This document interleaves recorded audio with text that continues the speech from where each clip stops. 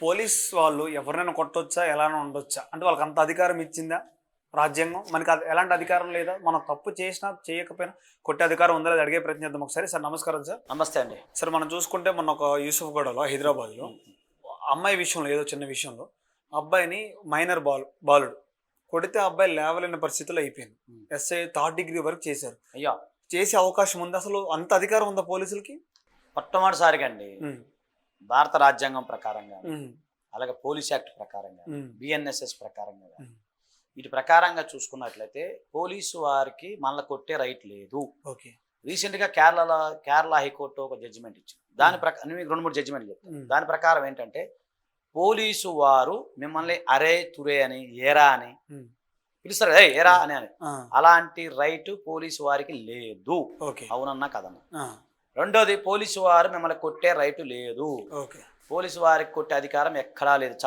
చట్టం ప్రకారం అయితే లేదు. హ్మ్. ఎవరైతే మీ పైన దాడి చేస్తారో పోలీసు వారు ఎవరినైతే మీరు ప్రైవేట్ కంప్లైంట్ ఫైల్ చేసుకోవచ్చు. మేజిస్ట్రేట్ వారికి కంప్లైంట్ చేయొచ్చు. హ్యూమన్ రైట్స్‌లో కంప్లైంట్ చేయొచ్చు. ఓకేనా సార్? అలాగే పోలీస్ స్టేషన్‌లో వీడియోలు తీయటం నేరము కాదు. Okay. That is not a crime. Okay. Bombay high court judgment ప్రకారం హ్మ్. మీరు పోలీస్ స్టేషన్ అనేది ఒక పబ్లిక్ ప్లేస్. అది సీక్రెట్ ప్లేస్ కాదు. హ్మ్. సో దాని ప్రకారం మీరు పోలీస్ స్టేషన్‌లోకి వెళ్లి వీడియోలు చక్కగా నిరభ్యంతరంగా తీసుకోవచ్చు. హ్మ్. హ్మ్. పోలీస్ స్టేషన్‌లో వీడియోలు తీయకూడదని ఎక్కడా లేదు. చట్టంలో లేదు. ఓకే. పోలీస్ స్టేషన్‌లో వీడియోలు తీయడానికి మీరు ప్రయత్నం చేసి పోలీసు వారు మీ ఫోన్ లాక్కున్నా, హ్మ్. అలాగే పోలీసు వారు మీ పైన ఏదైనా జులుం చేసినా కూడా అది ఇట్స్ క్రైమ్. ఓకే. మీరు ఎవరైనా పోలీసు వారు మిమ్మల్ని కొట్టారనుకోండి, మీరు ఆ పోలీస్ స్టేషన్‌లోనే ఎఫ్ఐఆర్ నమోదు చేయొచ్చు. ఓకే. ఎందుకంటే ప్లేస్ ఆఫ్ అఫెన్స్ అక్కడే జరుగుతాయి. లేదు ప్రైవేట్ కంప్లైంట్ వేయొచ్చు వారిపైన. హ్మ్. కాబట్టి పోలీసు వారికి కొట్టే రైట్ లేదు. పోలీసు వారు మిమ్మల్ని అరే, తురే, ఏరా అని అనే రైట్ లేదు. హ్మ్. ఇదే కాకుండా పోలీస్ స్టేషన్‌లో వీడియోలు తీసుకోవద్దు అని చెప్పే రైట్ అయితే లేదు. ఓకే. కాబట్టి మీకున్న హక్కు. హ్మ్. ఒకటి గుర్తుపెట్టుకోండి, accused is innocent until proven guilty. Okay. ఇంకొకటి చెప్తానా? మీకొకటి చెప్తాను. పోలీస్ స్టేషన్‌లో నేరాంగీకార పత్రాలు ఉంటాయి. హ్మ్. దాని మీద సంతకం పెట్టినంత మాత్రం మీరు నేరం చేసినట్టు కాదు. ఓకే. ఒక కేసు నా దగ్గరికి వచ్చింది మొన్న రీసెంట్‌గా. హ్మ్. ఒక బాబు ఏదో ఏదో సంబంధించి ఏటీఎం దగ్గర ఏదో జరిగింది. సో జరిగినప్పుడు అతన్ని పోలీసు వారు తీసుకొని కొట్టి నేరాంగీకారం మీద ఏదైతే ఉందో సైన్ చేయి అంటే అతను సంతకం పెట్టేశాడు. హ్మ్. అతను భయపడిపోయాడు, సార్ నేను సైన్ చేయమని సంతకం పెట్టేశాను. అంత మాత్రానికి యాక్సెప్ట్ చేసినంత మాత్రాన అంటే పోలీసు వారు మిమ్మల్ని కొట్టో, తిట్టో, బలవంతంగా మీ పైన సంతకాలు తీసుకున్నంత మాత్రాన అది నేరం చేసినట్టు కాదు. హ్మ్. దాని గురించి మీరు భయపడాల్సిన అవసరం లేదు. ఓకే. అలాంటిది ఏమైనా ఉంటే మీరు సంబంధిత మేజిస్ట్రేట్ కోర్టులో ఫిర్యాదు చేయొచ్చు, లేదా హ్యూమన్ రైట్స్ కమిషన్లో ఫిర్యాదు చేయొచ్చు. ఓకే. దాని గురించి మీరు భయపడాల్సిన అవసరం లేదు. కాకపోతే చట్టానికి లోబడిగా ఉండి మన గుడ్ సిటిజన్‌గా ఉండాలని నేను కోరుకుంటున్నాను అందరిని. ఓకే. Right sir. ఇప్పుడు మనం ఎక్కువ చూసుకుంటే ట్రాఫిక్ పోలీసులు ఉంటారు కదా! బండి చలనం ఉన్నా లేకపోయినా బండి ఫోటోలు తీస్తా ఉంటారు.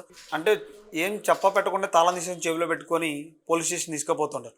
దాంట్లో ఎలాంటి రైట్స్ ఉన్నాయి వాళ్ళకి మరి? ఒకటండి, మళ్ళీ చెప్తున్నాను. పోలీసు వారికి కూడా కీ తీసుకునే అధికారం లేదు. ఓకే. నేను మొట్టమొదటి 2017లో నాకు వీడియో చేశాను. మీరు నెట్‌లో కూడా చూడండి. హ్మ్. ఆ వీడియో చాలా వైరల్ అయింది. హ్మ్. పోలీసు వారికి కీ తీసుకునే అధికారం లేదు.